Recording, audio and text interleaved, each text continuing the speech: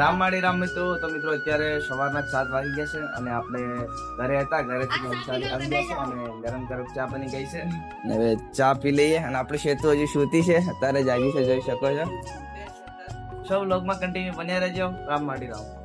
તો મિત્રો અત્યારે આપણે આવી ગયા છે તળાવે અને તળાવે હતા ને મિત્રો તો કેરી લેવા માટે આવ્યા હતા. આમાં ગઈશ અંદર પડી હતી. અત્યારે આપણી વાળી સેતુ ને એવા, કારણ કે આપણે 2 દિવસ પછી કામ કરવા માટે આવે છે તો આજે ખૂબ જ મજા આવશે. તો વ્લોગમાં કન્ટિન્યુ બન્યા રહેજો. જય માતાજી.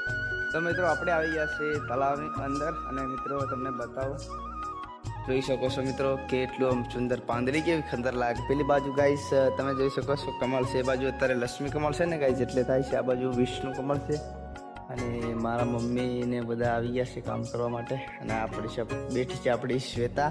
અહીંયા આખો દાડો બેસી રહે ને આપણે આ બાજુ કામ કરીએ. આ બાજુ મિત્રો તો બ્લોગમાં કન્ટિન્યુ બન્યા રહેજો. હજી આપણા જમવાનું બાકી છે, જમી લઈશું. જય માતાજી. રામવાડી રામ મિત્રો. આપણે ફાઇનલી રૂમ પર આવી ગયા છે ને આપણા ફોનમાં ચાર્જિંગ નહોતું એટલે આપણે તળાવે વિડીયો નથી બનાવ્યો. અને અત્યારે આપણે શ્વેતાને જો શ્વેતા રમતી છે અને શ્વેતાના મમ્મી અને મારા ભાભીને એવા જમવાનું બનાવતા છે. પછી આપણે આર્યન લબુ એને કહે છે. હવે જોઈ શકો છો જમવાનું બનતું છે અત્યારે. તો મિત્રો આજનો બ્લોગ આપણે અહીંયા પૂરો કરીએ. ફરી મળીએ નવા બ્લોગમાં. ત્યાં સુધી જય માતાજી, જય સીતારામ. રામવાડી રામ.